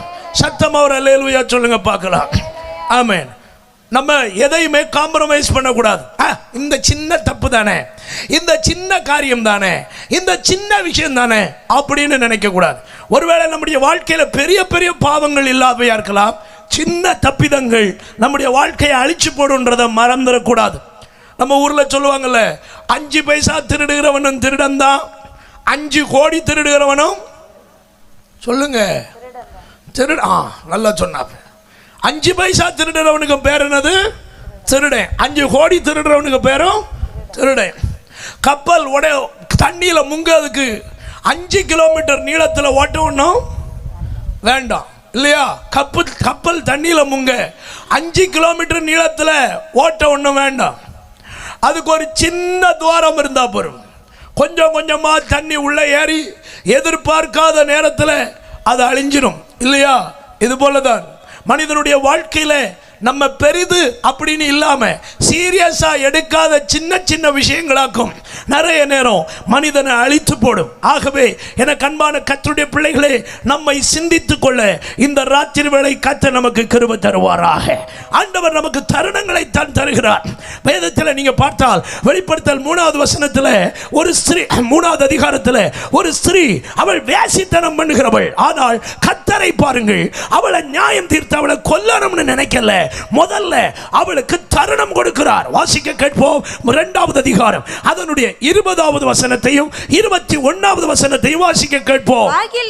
ஆகிலும் உன் பேரில் எனக்கு ஒரு குறை உண்டு. என்னவெனில் தன்னை தீர்க்கதரிசி என்று சொல்லுகிற யேசபேல் என்னும் ஸ்திரீயானவள் என்னுடைய ஊழியக்காரர் வேசித்தனம் பண்ணவும் விக்கிரகங்களுக்கு படைத்தவைகளை புசிக்கவும் அவர்களுக்கு போதித்து அவர்களை வஞ்சிக்கும்படி நீ அவளுக்கு இடம் கொடுக்கிறாய். அவள் மனம் திரும்பும்படி, நல்லா கவனிக்க வேண்டிய வார்த்தை, அவள் மனம் திரும்பும்படியாக அவளுக்கு தவணை கொடுத்து தன் வேசி மார்க்கத்தை விட்டு மனம் திரும்ப அவளுக்கு விருப்பம் இல்லை. இப்போ தண்டனை எப்போ வருதுன்னா, மனம் திரும்புகிறதற்கு கர்த்தர் கொடுத்திருக்கிற தருணத்தை ஒரு மனிதன் அலட்சியம் பண்ணும் பொழுது, ஒரு மனிதனுக்கு ஆண்டவர் மனம் திரும்ப கொடுக்கிற நேரத்தை உதாசீனப்படுத்தும் பொழுதுதான் ஆண்டவர் அந்த மனிதனை சிட்சிக்கிறதற்கு ஏதுவாகிறது. ஆகவே மனம் திரும்ப தருணத்தை அவள் உதாசீனப்படுத்தினபடியால் 22வது வசனத்தில் சொல்லுகிறார். வாசிக்க கேட்போம். இதோ நான் அவளை கட்டில் கிடையாக்கி அவளுடனே விபச்சாரம் செய்தவர்கள் தங்களுடைய கிரியைகளை விட்டு மனம் திரும்பாவிட்டால் அவர்களையும் மிகுந்த உபத்திரவத்தில் தள்ளி அவர்களுடைய பிள்ளைகளையும் கொல்லவே கொல்லுவேன். அப்பொழுது நானே உள்ளந்திரியங்களையும் இருதயங்களையும் ஆராய்கிறவர் என்று எல்லா சபையும் அறிந்து கொள்ளும். அப்போ ஒரு மனிதன் மனம் திரும்புகிறதற்கு ரொம்ப ரொம்ப ஜாக்கிரதை அவசியம். வெளிப்படுத்தல் 3:19 பாருங்கள். மனம் திரும்புவதற்கு ஏனோ தானோ அப்படின்ற வாழ்க்கை ஒரு நாளும் ஆகாது. ஜாக்கிரதை ரொம்ப அவசியம். வாசிக்க கேட்போம். நான் நேசிக்கிறவர்கள் எவர்களோ அவர்களை கடிந்து கொண்டு சிட்சிக்கிறேன். ஆகையால் நீ ஜாக்கிரதையாக இருந்து மனம் திரும்பு. கவனிங்க, ஆண்டவர் மனம் திரும்ப தருணம் தருவது எதனாலே தெரியுமா? உங்கள் அனைவரையும் அவர் நேசிப்பதினாலே. உங்களை அழிப்பதற்கு அவருக்கு முடியாது என்று இல்லை. அவருடைய நாசியின் சுவாசத்தினால் ஒரு மனிதனை ஒரு நொடி பொழுதிலே அவனை நிர்த்துளியாக்கி போட தெய்வத்தால் முடியும். ஆனால் உன்னை நேசித்ததினால் தன்னுடைய அன்பின் குமாரனை சிலுவையிலே பலியாய் ஒப்புக் கொடுத்த தேவன் அதோடு நிறுத்தி விடாமல் உன்னை நேசிப்பதினால் நீ தவறின பிறகு, நீ பாவம் செய்த பிறகு, நீ அக்கிரமத்தில் விழுந்த பிறகும் தெய்வம் நீ மனம் திரும்புவதற்கு தருணம் தந்து உன்னை ஜாக்கிரதையாயிருந்து மனம் திரும்பு என்று சொல்லுவதே உன்னை நேசிப்பதினுடைய அடையாளமாக இருக்கிறது. கை உயர்த்தி ஒரு அல்லேலூயா சொல்லுங்க. நல்ல ஒரு அல்லேலூயா சொல்லுங்க. காலத்தை வீணடித்தால் நமக்கு தான் ஆபத்து. லூக்கா எழுதின சுவிசேஷம் 13வது அதிகாரத்தின் 1 முதல் உள்ள வசனங்களை ஒரு 5 வசனத்தை வாசிக்க கேட்போமா? லூக்கா 13:1 - 5 வரை உள்ள வசனங்கள். பிலாத்து சில கலிலேயருடைய இரத்தத்தை அவர்களுடைய பலிகளோடு கலந்திருந்தான். அந்த வேளையிலே அங்கே இருந்தவர்களில் சிலர் அந்த செய்தியை அவருக்கு அறிவித்தார்கள். இயேசு அவர்களுக்கு பிரதியுத்தரமாக அந்த கலிலேயருக்கு அப்படிப்பட்டவைகள் சம்பவித்ததினால் மற்ற எல்லா கலிலேயரை பார்க்கிலும் அவர்கள் பாவிகளாய் இருந்தார்கள் என்று நினைக்கிறீர்களோ? நினைக்கிறீர்களோ? அப்படி அல்லவென்று உங்களுக்கு சொல்லுகிறேன், நீங்கள் மனம் திரும்பாமல் நீங்கள் மனம் திரும்பாமல் போனால் எல்லாரும் அப்படியே கெட்டு போவீர்கள். சீலோவாமிலே கோபுரம் விழுந்து 18 பேரை கொண்டதே. எருசலேமில் குடியிருக்கிற மனுஷர் எல்லாரையும் பார்க்கிலும் அவர்கள் குற்றவாளிகளாய் இருந்தார்கள் என்று நினைக்கிறீர்களோ? அப்படி அல்லவென்று உங்களுக்கு சொல்லுகிறேன். நீங்கள் மனம் திரும்பாமல் போனால் எல்லாரும் அப்படியே கெட்டு போவீர்கள் என்றார். கவனித்து பாருங்கள், ஆண்டவர் மனிதனுக்கு மனம் திரும்ப கொடுத்திருக்கிற தருணங்களை பயன்படுத்தாமல் போவதினாலே தான் அவன் அழிந்து போகிறான். மனிதன் பாவம் செய்ததினால் அல்ல, மனிதன் அக்கிரமம் செய்ததினால் அல்ல, அவனுக்கு கொடுக்கப்படுகிற மனம் திரும்புதலின் தருணத்தை அவன் பயன்படுத்தாமல் அந்த காலத்தை அவன் வீணடிப்பதினாலே தான் அவன் கெட்டு போகிறானே தவிர, அழிந்து போகிறானே தவிர, அந்த தருணத்தை ஒருவன் பயன்படுத்தி கொண்டால் அவனுடைய ஜீவனை ரட்சிப்பதற்கு கர்த்தர் இன்றைக்கும் உண்மை உள்ளவராக இருக்கிறார். இந்த ராத்திரி இந்த வார்த்தைகளை கேட்கிற அன்பான சகோதரனே, சகோதரியே, இந்த தேசவாசிகளே, நீங்கள் மனம் திரும்பி குணப்படுவதை ஆண்டவர் விரும்புகிறார். நீ எப்படிப்பட்ட பாவியாய் இருந்தாலும், நீங்கள் எப்படிப்பட்ட அநியாயக்காரர்களாய் இருந்தாலும், நீங்கள் எப்படிப்பட்ட துரோகிகளாய் இந்த பட்டணத்தில் வாழ்ந்து கொண்டிருந்தாலும், இந்த ராத்திரியிலும் இயேசுவின் அன்பு உங்களை நெருக்கி ஏவுகிறது. இயேசு உங்களை நேசிக்கிறார். இந்த ராத்திரி நீ மனம் திரும்பி குணப்பட அவருடைய அன்பு உங்களை நெருக்கி ஏவுகிறது. கைகளை உயர்த்தி ஒரு அல்லேலூயா சொல்லுங்க. நல்ல ஒரு அல்லேலூயா சொல்லுங்க. நான் இனி சொல்ல போகிற ஒரு காரியம், இந்த ஒரு காரியம் இது துன்மார்க்கனுக்கு அல்ல, இது தேவனுடைய பிள்ளைகளுக்குரியது. ஆகவே தூரத்திலும் சமீபத்திலும் லைவ்லையும் கேட்கிறவர்கள் கவனமாக கேட்க விரும்புகிறேன். மனம் திரும்புகிறதற்கு தேவன் தருணம் கொடுத்து, ஒரு தேவனுடைய மனுஷன் மனம் திரும்பாமல் போனால் கர்த்தருடைய அன்பின் ஆழம் எங்கே வெளிப்படும் என்றால் சிட்சைகளுக்குள்ளே வெளிப்படுகிறது. ஆகாய் தீர்க்கதரிசன புஸ்தகம் 2வது அதிகாரம் 17வது வசனம். 2வது அதிகாரம் 17வது வசனம். ஆகாய் 2:17. கருக்காயினாலும் விஷப்பனியினாலும் கல்மழையினாலும் உங்களை உங்கள் கைகளின் வேலையில் எல்லாம் அடித்தேன். ஆனாலும் நீங்கள் என்னிடத்தில் மனதை திருப்பாமல் போனீர்கள் என்று கர்த்தர் சொல்லுகிறார். கை உயர்த்தி ஒரு அல்லேலூயா சொல்லுங்க. கை உயருது, அல்லேலூயா வரலையே. ஆமென். கர்த்தர் உங்களை ஆசீர்வதிப்பாராக. நல்லா கவனிங்க. ஒரு மனிதன் மனம் திரும்பாவிட்டால், ஒரு ஆண்டவருடைய பிள்ளை மனம் திரும்பாவிட்டால், அவனை மனம் திரும்ப வைக்க ஆண்டவர் எடுக்கிற 2வது ஸ்டெப் என்ன? அவனுக்கு சில சின்ன சின்ன சிட்சைகளை கொடுத்து அவனை திருப்பதுக்கு பார்க்கிறார். சகோதரா, நல்லா போயிட்டு இருந்த பிசினஸ் இப்போ ஒண்ணு இல்லாம போவது. காரணம் என்ன? நல்லா இருந்த குடும்பத்தில் சமாதான கேடு. காரணம் என்ன? நல்லா இருந்த பிள்ளைகள் கேடாய் போகிறார்கள். காரணம் என்ன? வருமானத்தின் வழிகள் அடைத்து போயிட்டு. காரணம் என்ன? எந்த பக்கம் போனாலும் உனக்கு ஒரு விமோச்சனம் இல்லை. காரணம் என்ன? உன் பிள்ளைகளுடைய திருமண காரியங்கள் தடைபடுகிறது. காரணம் என்ன?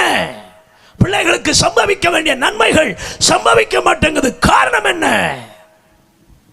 கர்த்தர் உன்னை மனம் திரும்புகிறதற்கு சிட்சிக்கிறார் என்பதை இப்பொழுதாவது புரிந்து கொள்ளுவாயாக. அடிக்கடி கடிந்து கொள்ளப்பட்டும் தன் பிடரியை கடினப்படுத்துகிறவனுக்கு கிடைக்கக்கூடிய வெகுமதி என்ன என்று உங்களுக்கு தெரியும். இந்த ராத்திரி வேளை கவனமாக கர்த்தருடைய வார்த்தையை கேட்டுக்கொண்டிருக்கிறீர்கள். அன்பான தேவ பிள்ளைகளே, எவைகளை விட்டு மனம் திரும்ப வேண்டுமோ கட்டாய மனம் திரும்புங்கள். இந்த ராத்திரி மனம் திரும்பி விட்டேன் என்று வார்த்தையில் அல்ல, கிரியைகளிலே காட்டுங்கள். ஆண்டவர் அதைத்தான் நம்புவார். யோனாவின் தீர்க்கதரிசன புஸ்தகம் ஒருவன் மனம் திரும்பினான் என்பதற்கு அடையாளம். யோனா 3வது அதிகாரம் 10வது வசனத்தை வாசிக்க கேட்போம். யோனா 3:10. அவர்கள் தங்கள் பொல்லாத வழிகளை விட்டு திரும்பினார்கள் என்று தேவன் அவர்களுடைய கிரியைகளை பார்த்து தாம் அவர்களுக்கு செய்வேன் என்று சொன்ன தீங்கை குறித்து மனஸ்தாபப்பட்டு அதை செய்யாதிருந்தார். அன்பு சகோதரா, மனம் திரும்பினாய் என்பது வார்த்தையில் அல்ல, மனம் திரும்பினாய் என்பது கிரியைகளிலே வெளிப்படுகிற ஒன்று. நான் மனம் திரும்பிட்டேன் பாஸ்டர், ஆண்டவரே நான் மனம் திரும்பிட்டேன் அப்படின்னு சொல்றதினால் எவனையும் கர்த்தர் ஏற்றுக்கொள்வதில்லை. மனம் திரும்பினால் அதற்குள்ள கனி உன்னிடத்தில் வெளிப்பட வேண்டியது அவசியம். மத்தேயு எழுதின சுவிசேஷத்திலே பக்தனாகிய யோவான் அதைத்தான் கூவி உரைக்கிறார். 3வது அதிகாரம் 8வது வசனம். மத்தேயு 3:8. மனம் திரும்புதலுக்கு ஏற்ற கனிகளை கொடுங்கள். ஒரு மனிதன் மனம் திரும்பிட்டேன்னு சொன்ன பிறகு குடிச்சு வாழ்றானா அவனுக்கு கனி சொல்லுது அவன் மனம் திரும்பதில்ல. மனம் திரும்பிட்டேன்னு சொல்லிட்டோம் கண்ட போதை பொருட்களை அவன் அனுபவிக்கிறான் என்றால் அவன் சரியாய் மனம் திரும்பவில்லை என்பதை அவனுடைய கனி காட்டுகிறது. கோலும் குண்டனியும் பொறாமையும் எரிச்சலும் வைராக்கியமும் உள்ளத்தில் வச்சிட்டு மனம் திரும்பிட்டேன்னு சொன்னா அவனுடைய கனி காட்டுகிறது அவன் மனம் திரும்பவில்லை. மனம் திரும்புவது கனிகளில் வெளிப்படக்கூடிய ஒன்று. ஆகவே மனம் திரும்புதலுக்கு ஏற்ற கனிகளை நீங்கள் கொடுப்பீர்களாக.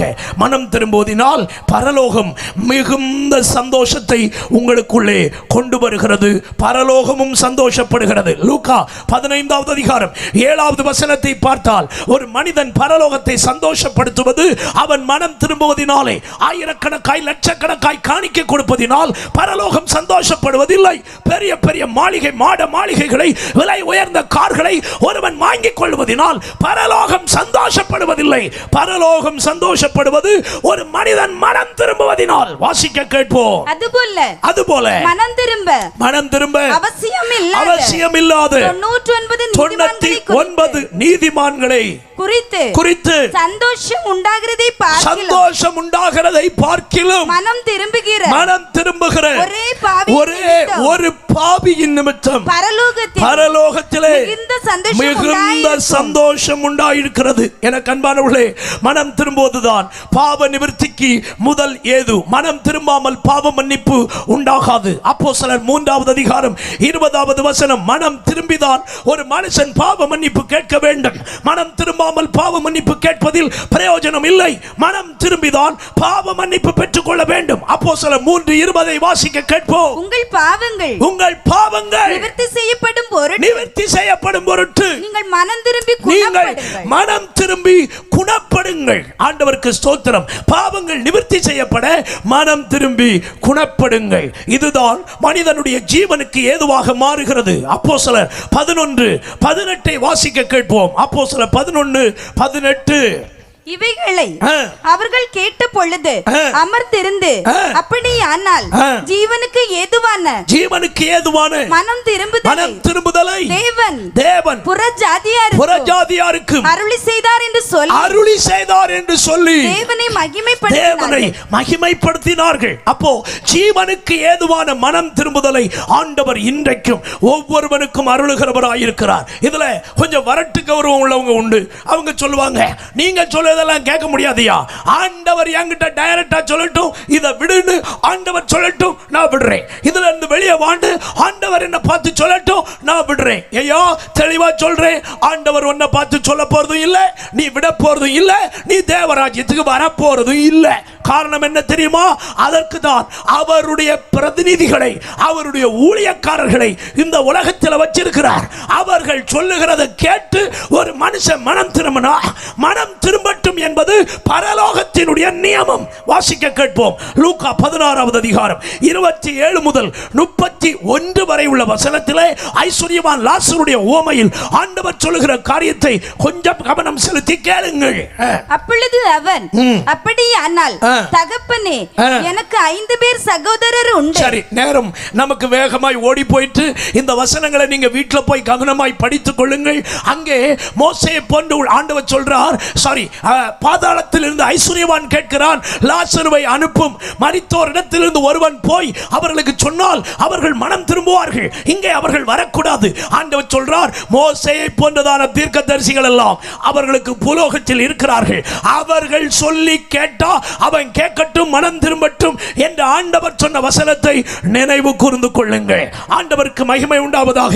பிரியமான தேவனுடைய பிள்ளைகளே, ஆண்டவருடைய ஊழியர்களை வைத்து உங்களை மனம் திரும்புகிறதற்கு ஏதுவாய் பேசினால் நீங்கள் மனம் திரும்புங்கள், அது உங்களுக்கு ஆசீர்வாதம். ஒரு மனுஷன் மனம் திரும்பாமல் போவதுதான் அவனுக்கு ஆபத்துக்கு ஏது. சங்கீதம் 7ஆம் சங்கீதம் 11-12 வசனத்தை பார்த்தால் மனிதன் மனம் திரும்பாததுதான் அவனுடைய ஆபத்துக்கு காரியம். வாசிக்க கேட்போம். தேவன் நீதியுள்ள நியாயாதிபதி. தேவன் நீதியுள்ள நியாயாதிபதி. அவர் நாள்தோறும் பாவியின் மேல் சினம் கொள்ளுகிற தேவன். அவன் மனம் திரும்பாவிட்டால் அவர் தம்முடைய பட்டயத்தை கருக்காக்குவார். மனம் திரும்பாட்டா அவனுக்கு மரண ஆயுதங்களை உண்டு பண்ணுகிறார். மனம் திரும்பாட்டா அவனுக்கு மாற்றம் வருவது இல்லை என்பதை எல்லாம் கர்த்தருடைய வேதம் நமக்கு தெளிவாய் நமக்கு சொல்லுகிறது. அப்படியானால் மனம் திரும்பினால் என்ன நடக்கும்? எசேக்கியேல் 18வது அதிகாரம் 32வது வசனம். ஒருவன் மனம் திரும்பினால் அவனுக்கு கிடைக்கும் ஆசீர்வாதம் என்ன? வாசிக்க கேட்போம். மனம்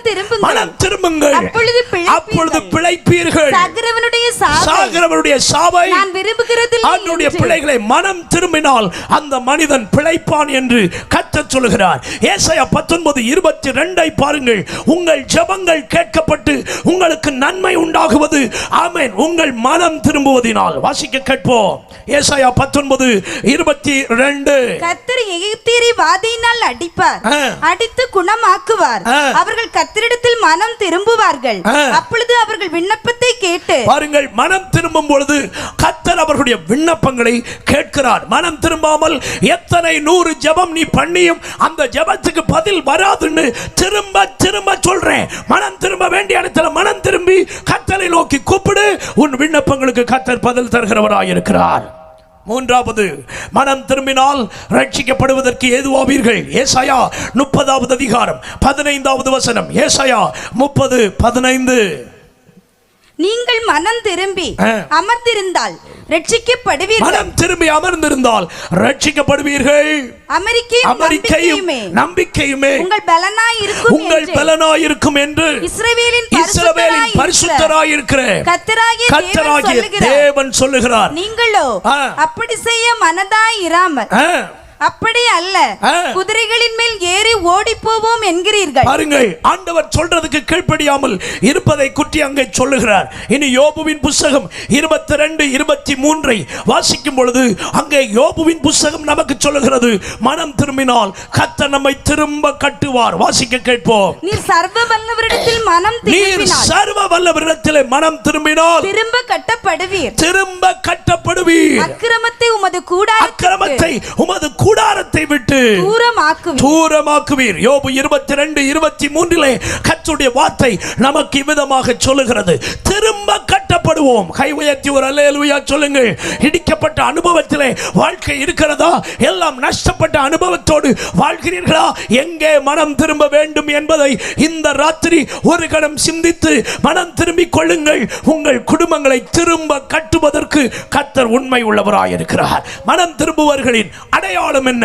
ஒருத்தன் மனம் திரும்புகிறான் என்பதை எப்படி கண்டுபிடிக்கலாம்? ஒரு மனிதன் தெய்வீக துக்கம் அடையும் பொழுது அவன் மனம் திரும்புகிறான் என்பது அர்த்தம். 2 கொரிந்தியர் 7வது அதிகாரம் 9-10 ஆகிய வசனங்களை பார்த்தால் ஒரு மனிதன் மனம் திரும்பும்படி அவன் தன் இருதயத்தில் துக்கப்படுகிறவனாய் இருக்கிறான். வாசிக்க கேட்போம். இப்பொழுது சந்தோஷப்படுகிறேன். நீங்கள் துக்கப்பட்டதற்காக அல்ல, மனம் திரும்புகிறதற்கு ஏதுவாக துக்கப்பட்டதற்காகவே சந்தோஷப்படுகிறேன். நீங்கள் ஒன்றிலும் எங்களால் நஷ்டப்படாதபடிக்கு கஷ்டப்படாதபடிக்கு தேவனுக்கு ஏற்ற துக்கம் அடைந்தீர்களே. மனம் திரும்புகிறவர்களின் இரண்டாவது அடையாளம், அவர்கள் அழுவார்கள். லூக்கா 22வது அதிகாரம் 61, 62 ஆகிய வசனங்கள். லூக்கா 22, 61, 62 வசனங்கள். அப்பொழுது திரும்பி பேதுருவை நோக்கி பார்த்தார். கர்த்தர் திரும்பி பேதுருவை நோக்கி பார்த்தார். சேவல் கூவுகிறதற்கு முன்னே நீ என்னை 3 தரம் மறுதலிப்பாய் என்று கர்த்தர் தன்னிடத்தில் சொன்ன வசனத்தை உடனே பேதுரு நினைவு கூர்ந்து வெளியே போய் மனம் கசந்து அழுதான். கைகளை உயர்த்தி ஒரு அல்லேலூயா சொல்லுங்க பார்க்கலாம். நல்ல ஒரு அல்லேலூயா சொல்லுங்க. எல்லாரும் என்ன கவனிக்கணும். யாரும் யூதாசை போல மனம் திரும்பப்படாது. எல்லாரும் பேதுருவை போல மனம் திரும்ப வேண்டும். அல்லேலூயா. யூதாசனுடைய மனம் திரும்புதல் வித்தியாசம், பேதுருடைய மனம் திரும்புதல் வித்தியாசம். கொஞ்சம் அழுத்தி சொல்றேன். யூதாஸ் மனம் திரும்பிட்டு தூக்கு கயரோட தூக்கு மரத்துக்கு போனான். பேதுரு மனம் திரும்பி இயேசுவின் கல்லறையை தேடி ஓடினான். விளங்கினவர்களுக்காக ஸ்தோத்திரம். நீ மனம் திரும்பி தவறான முடிவுகளுக்கு நேராய் போக கூடாது.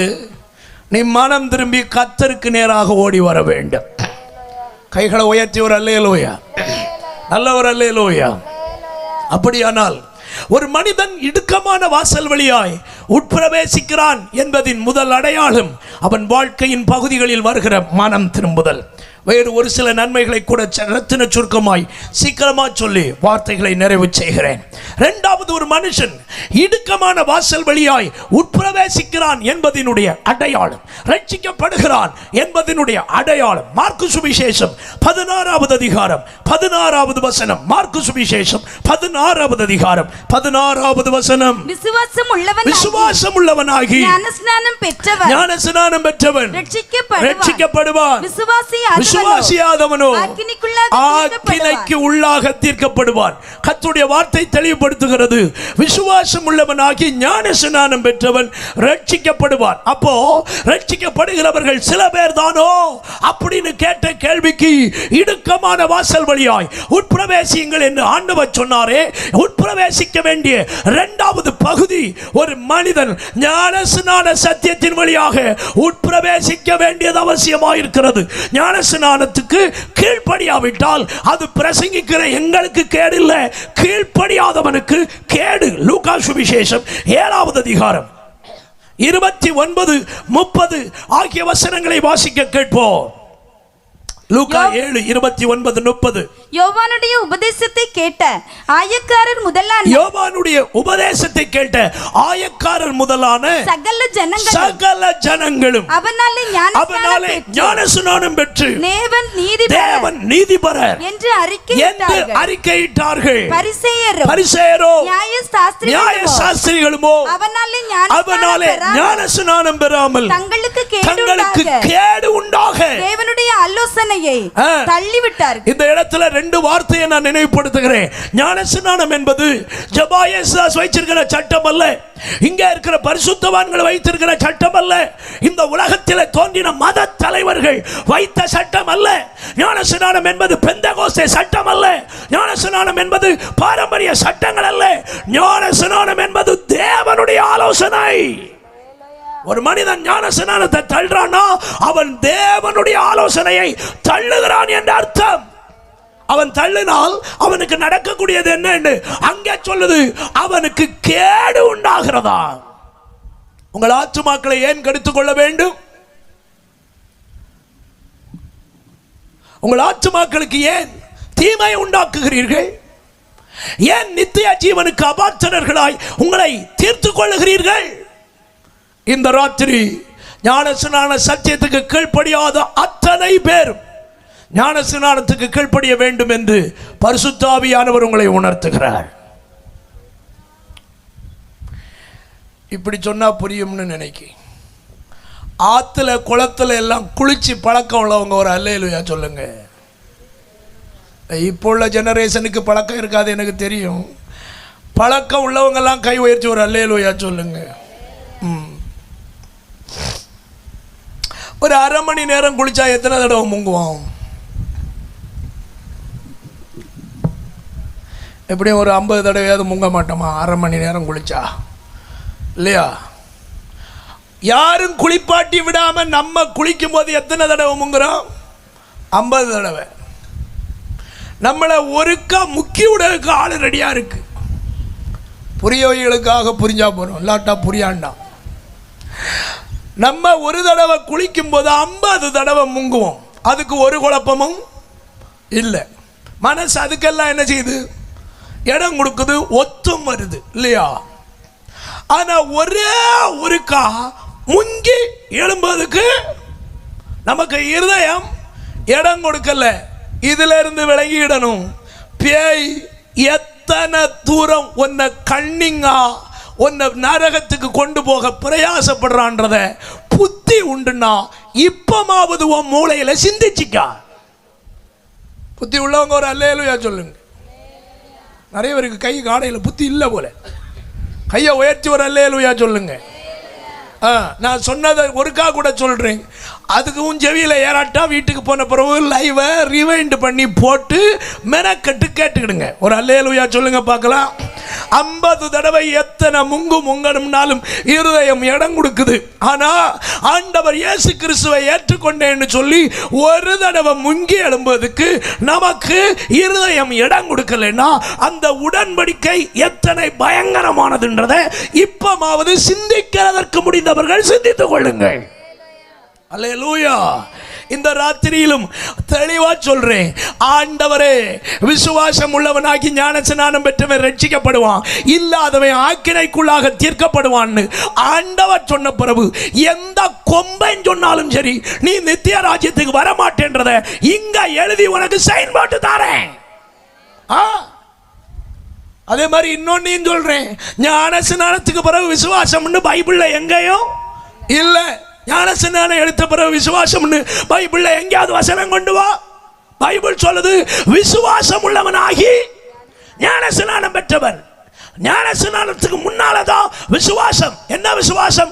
இயேசு என் பாவங்களுக்காக மரித்தார், என் அக்கிரமங்களுக்காக நொறுக்கப்பட்டார், அவருடைய ரத்தம் என் பாவங்களுக்காக சிந்தப்பட்டது, நான் பாவி என்று என்னை ஒத்துக்கொள்கிறேன், என் பாவங்களை இயேசு மன்னிக்கிறார், அவருடைய ரத்தத்தினால் என்னை கழுவுகிறார், என்னை சுத்திகரிக்கிறார், எனக்கு நித்திய ஜீவனை தருகிறார் என்பதை நான் விசுவாசிக்கிறேன் என்று நீ பிறந்த அடுத்த மணி நேரமே சொல்லு, உனக்கு ஞானஸ்நானம் தாரேன். விளங்கினவங்களுக்கு விளங்கினா போறோம், அல்லாதவங்களுக்கு அப்படியே இருக்கட்டு. ஒரு அல்லேலூயா சொல்லுங்க. விளங்கினவங்க மட்டும் ஒரு அல்லேலூயா. விசுவாசம் வந்த பிறகுதான் ஞானஸ்நானம். அதுக்கு முன்ன எடுத்த ஞானஸ்நானம் எல்லாம் டூப்ளிகேட் ஞானஸ்நானம். மனம் திரும்பு, மரியாதையா உண்மையான ஞானஸ்நானம் எடு. இல்ல எல்லாரும் போவோம்னு நினைச்சிட்டு கடைசியில கைவிடப்படுவார்கள் எழுதியிருக்கல, அந்த பட்டியல்ல சிக்கிடுவேன். அதுக்கு தான் சொன்னேன், wrong way.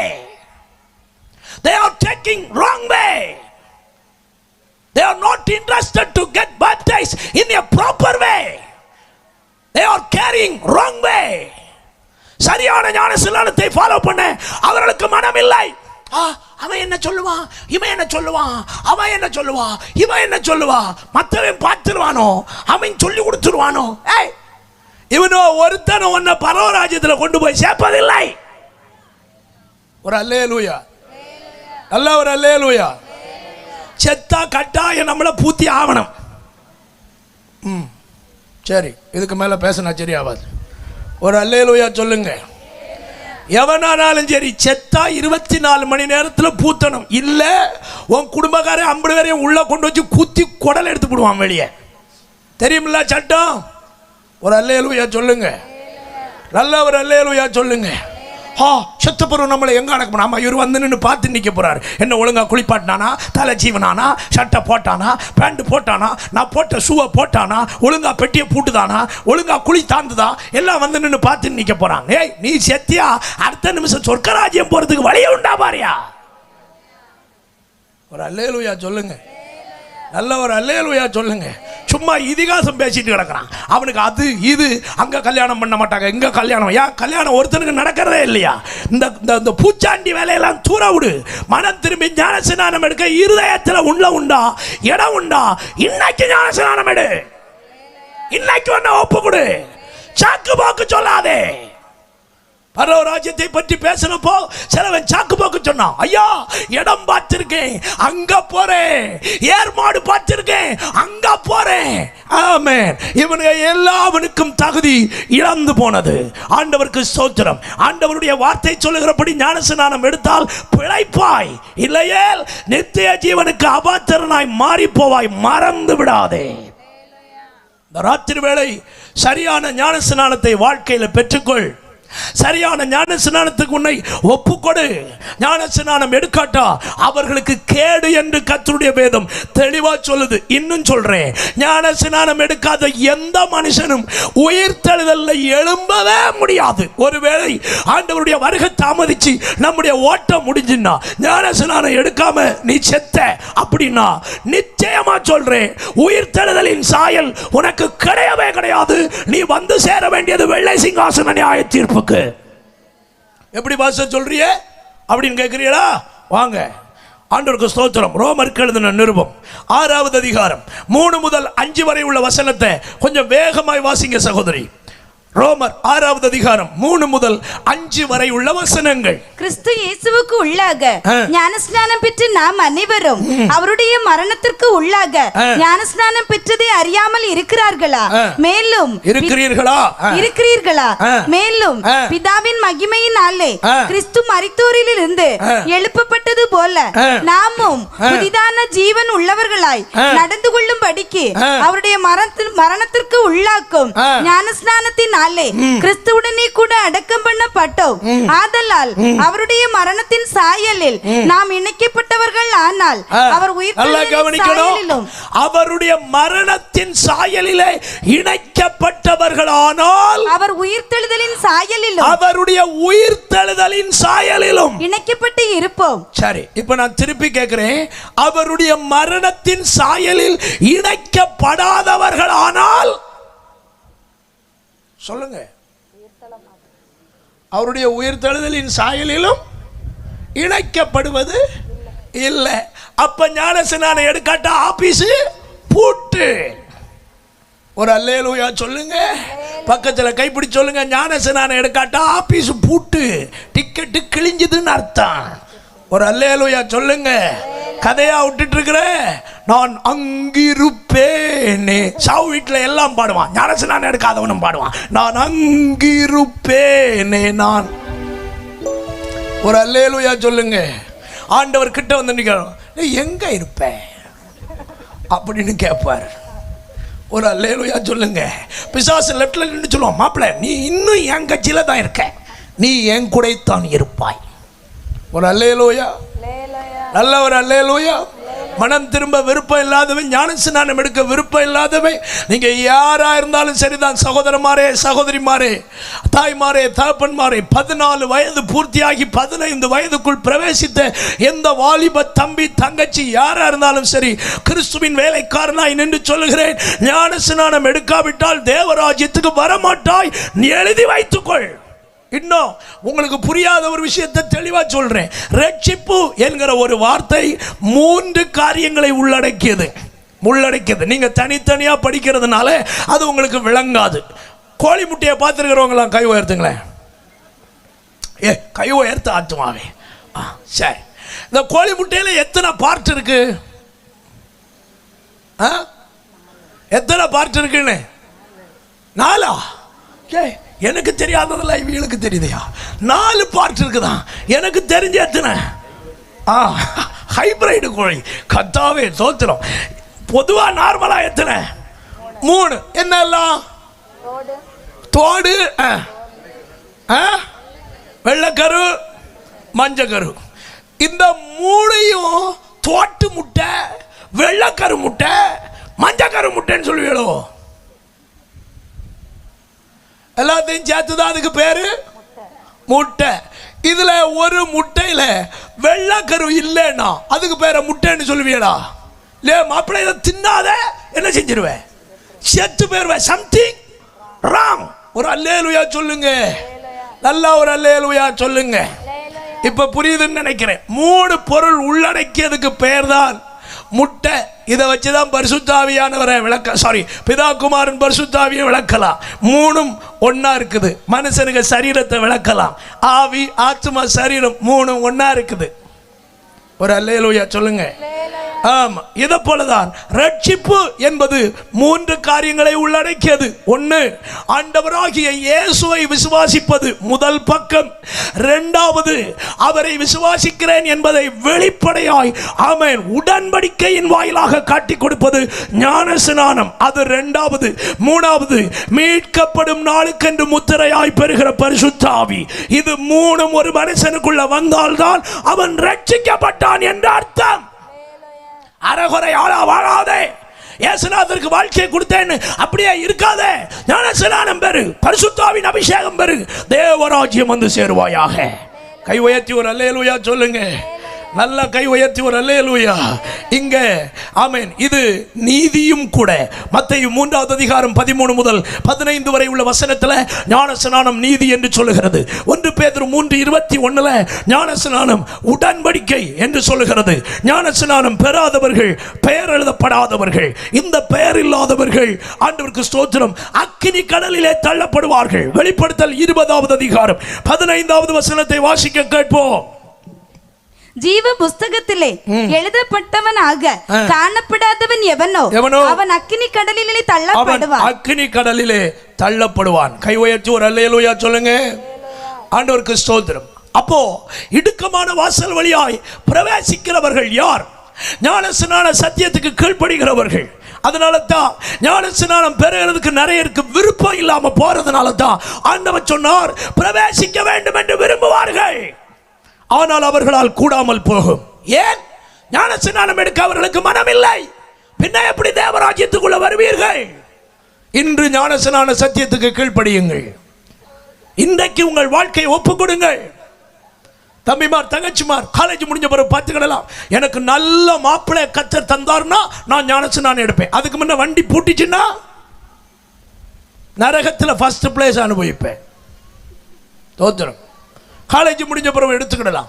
அது நடக்கட்டும், எடுத்துக்கிடலாம். இது நடக்கட்டும், எடுத்துக்கிடலாம். சில சகோதரிமார் இருக்கிறாங்க, ஆண்டவர் என்னை நேசிப்பது உண்மை என்றால் என் மகளுக்கு நல்ல கல்யாணம் பண்ணி வைக்கட்டும், அதற்கு பிறகு நான் ஞானஸ்நானம் எடுப்பேன். வாய்ப்பே இல்லை. பள்ளியில போய் சொல்லு இந்த கதையெல்லாம்.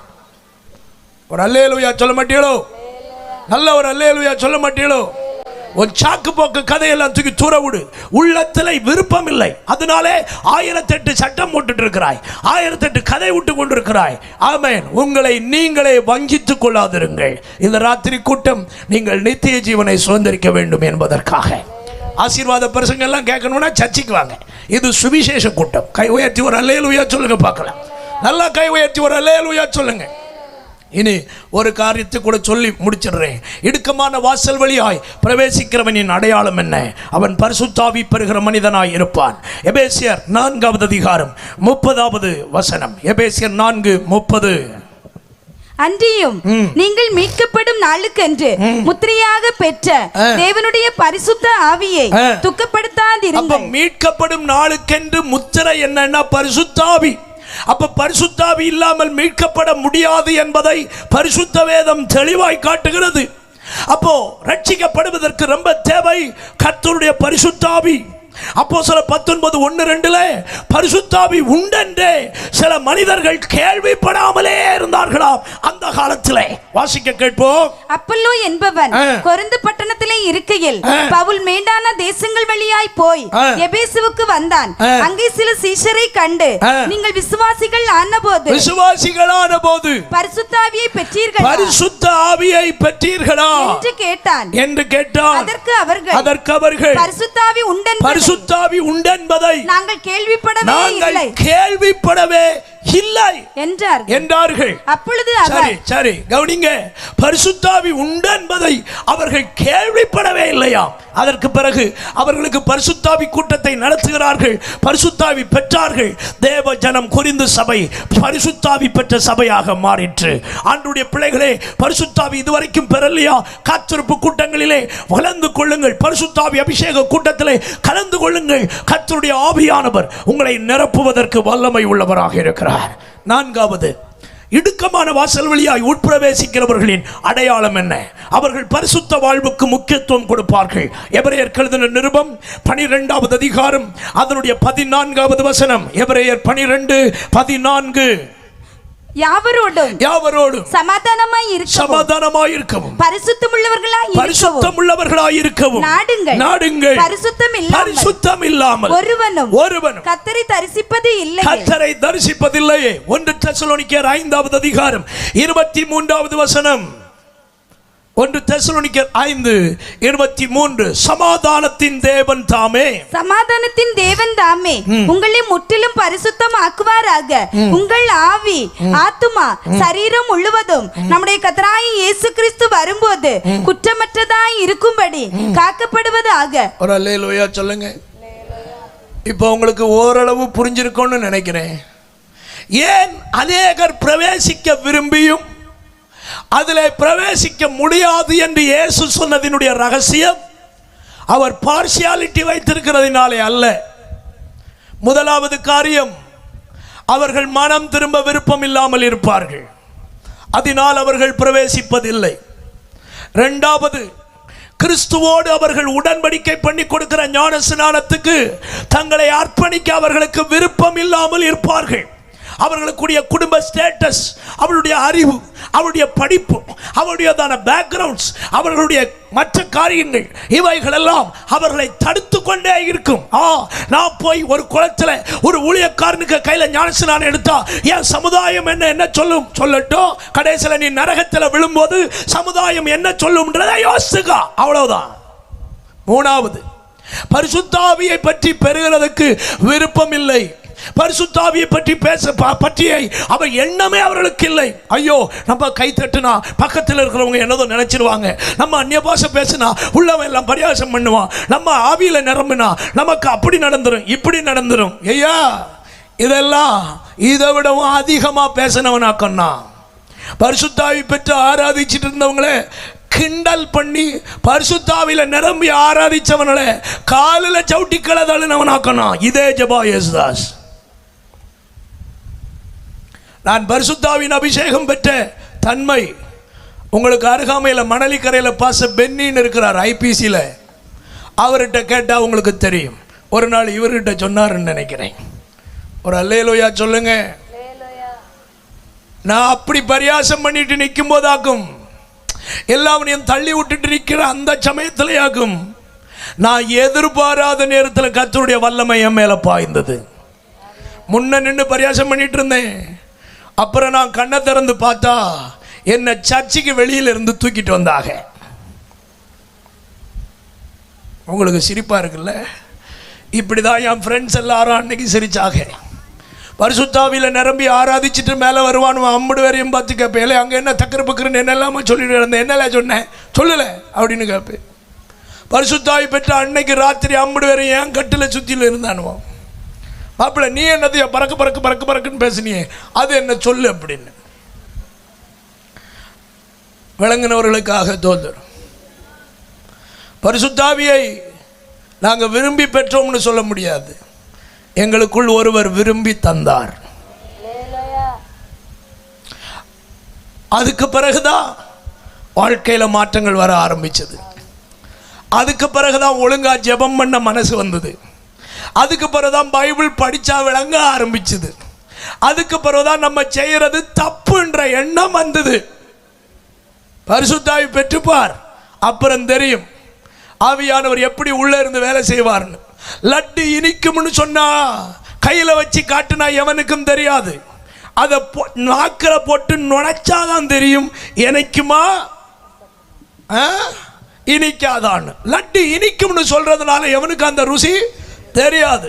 பரிசுத்தாவி யார் என்பதை ஒருவனுக்கு விளங்கணும்னா அவனுக்கு என்ன சொன்னாலும் விளங்காது, அவன் அனுபவிச்சாதான் விளங்கும். கை உயர்த்தி ஒரு அல்லேலூயா சொல்லுங்க பார்க்கலாம். பரிசுத்தாவி அபிஷேக கூட்டங்களில் கலந்து கொள்ளுங்கள், ஆவியினால் நிரப்பப்படுங்கள், மீட்கப்படும் நாளுக்கென்று முத்திரையாய் பெற்ற அபிஷேகத்தை காத்துக்கொள்ளுங்கள். கர்த்தர் உங்களுக்கு கிருபை தருவாராக. பரிசுத்த வாழ்வை காத்துக்கொள்ளுங்கள். பரிசுத்தம் இல்லாமல் ஒருவனும் கர்த்தரை தரிசிக்க முடியாது. ஆகவே அந்த வாழ்வை கவனித்துக் கொள்ளுங்கள்.